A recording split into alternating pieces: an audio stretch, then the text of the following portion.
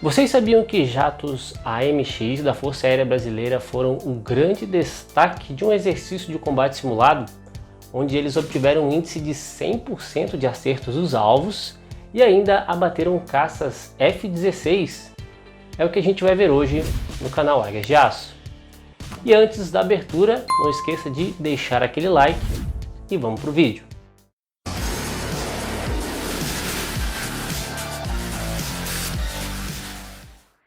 Olá pessoal, então isso tudo ocorreu em 1994, na então chamada Operação Tiger I, em que a FAB participou com 6 aeronaves AMX e 6 F-5. E essa operação ocorreu em Porto Rico, que contava com caças F-16 Block 15 da chamada Guarda Aérea Nacional de Porto Rico, que chega a ser ali um braço da Força Aérea Americana. E nessa operação não havia aeronaves de alerta aéreo antecipado, que são aqueles aviões que vocês já viram aqui equipados com grandes radares, também chamados de avião radar, o que acabava dando uma grande vantagem aos nossos A1, que voavam a baixas altitudes, chegando praticamente de surpresa nos alvos sem dar qualquer chance de defesa. E o AMX, como a gente já viu aqui, é uma aeronave bastante otimizada para esses voos de baixa altura e altas velocidades, e é considerado um dos melhores da atualidade nesse perfil de missão. E é como eu sempre digo aqui, esse é um avião da época em que os aviões ainda eram projetados para executar funções específicas. E aí os AMX deitaram e rolaram nesse exercício e obtiveram um índice de 100% de acertos, todos os alvos destruídos, e ainda conseguiram um feito impressionante, 2 vitórias sobre caças F-16. E aí os pilotos de F-16 decidiram fazer ali um tira-teima, Eles não estavam entendendo como que os AMX haviam vencido aqueles combates e desafiaram os pilotos da FAB para um combate 1 contra 1. Os parâmetros do voo ali não são bem claros, mas eram a média, baixa altura e velocidade subsônica alta, em torno ali do Mach 0.7 a 0.8.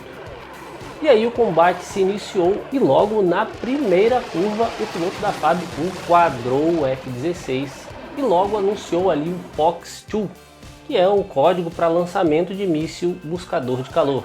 E dizem que os americanos teriam ficado impressionados com aquela vitória tão rápida do AMX, e até muitos teriam pedido para voar na versão biplace do jato. E foi nesse dia que os norte-americanos apelidaram o AMX de abelha, fazendo analogia ali, a um animal pequeno, a princípio meio desajeitado, mas que é capaz de agir ali de forma letal.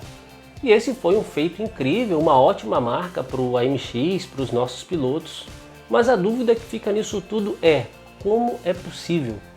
Afinal, o F-16 é reconhecidamente um dos jatos mais ariscos, mais manobráveis, sendo tido como superior em dogfight a outros jatos famosos como F-18 e até o novíssimo F-35. E para tentar explicar isso, a gente pode pensar em algumas características dessas aeronaves e do dogfights. Primeiro, que o sistema de controle de voo fly-by-wire do F-16 é customizado para sempre tentar conservar a sua energia em curva.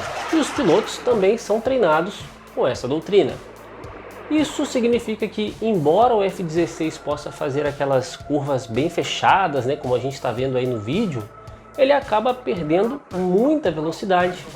E isso tem a ver com a chamada carga de asa, relação empuxo-peso e outros fatores que eu não vou entrar em detalhes aqui. Mas isso faz com que os pilotos prefiram manter a velocidade em números de Mach elevados, entre 0,7 a 0,9.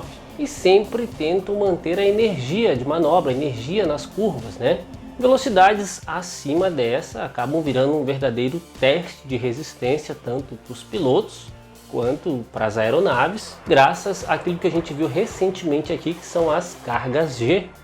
E velocidades muito baixas prejudicam a eficiência aerodinâmica de aviões como o F-16, que tem dificuldade em voar a baixas velocidades, o que também não é o ideal. E já o AMX, apesar de possuir uma certa capacidade de manobras, né, a gente está vendo aí no vídeo, ele tem uma boa manobrabilidade, ele não possui a mesma relação empuxo-peso e a mesma carga de asa do F-16. E aí entra um fator muito importante nessa equação, que é o piloto. Nesses combates simulados, os aviões cruzam de frente e só após o cruzamento é que eles podem iniciar as curvas para efetuar os engajamentos. E o que o piloto brasileiro fez foi simplesmente arriscar tudo e trocar toda a velocidade que ele tinha, fazendo a curva o mais fechado possível. E já o piloto americano, a fim de preservar a sua energia e também meio que menosprezando ali a capacidade do AMX, né, fez a curva um pouco mais aberta para manter a velocidade e acabou sendo surpreendido justamente no momento em que ele ia efetuar o engajamento. E aí o piloto brasileiro acabou surpreendendo então o americano, né, e gerou toda aquela repercussão que ecoa até hoje, né? E é claro que nessa situação, se o piloto brasileiro não tivesse conseguido fazer o enquadramento, ele seria facilmente abatido, né? Já que ele tinha perdido toda a sua velocidade, acabaria se tornando um alvo fácil. E isso é mais ou menos o que ocorre naquelas manobras espetaculares dos jatos russos, né? E esse tipo de manobra só é efetiva em um combate 1 contra 1 e o piloto só tem uma chance. E é por isso que em um combate real um piloto dificilmente utiliza uma manobra dessas. É uma manobra muito arriscada, né? Se você executar ela da forma errada, você está morto. E é claro também que se houvessem mais combates ali, os pilotos de F-16, agora mais ligados, né, certamente venceriam a grande maioria dos próximos combates. E os AMX da FAB também fizeram bonito na Red Flag de 98, onde eles obtiveram um índice de acerto de 75%, que foi um índice mais alto do que os 60% de média dos outros esquadrões. E sobreviveram a todo tipo de defesa sem que nenhum AMX fosse derrubado. E ainda conseguiram 2 vitórias contra caças inimigos que tentaram interceptá-los a baixa altitude. E o legal é a gente ver o nível de preparo e dedicação dos nossos pilotos. Os caras treinaram 4 meses voando exatamente como viriam a fazer nos combates simulados lá nos Estados Unidos. Até mesmo a fonia era feita toda em inglês e seguindo o mesmo padrão que seria encontrado lá. E também os briefings e debriefings, que são aquelas reuniões, né, que ocorrem antes e depois de cada missão, passaram a ser realizadas em inglês. Cara, eu vejo muita gente aqui nos comentários falando que os pilotos brasileiros são os melhores do mundo, né? Olha, eles podem até não ser os mais voados, que a gente sabe que eles não são, né? Já que em outros países mais desenvolvidos se voa muito mais, né? E eles podem também não ter os melhores aviões, que a gente sabe que não tem, né? Longe disso. Mas o fato é que ser um piloto militar no Brasil é algo extremamente difícil.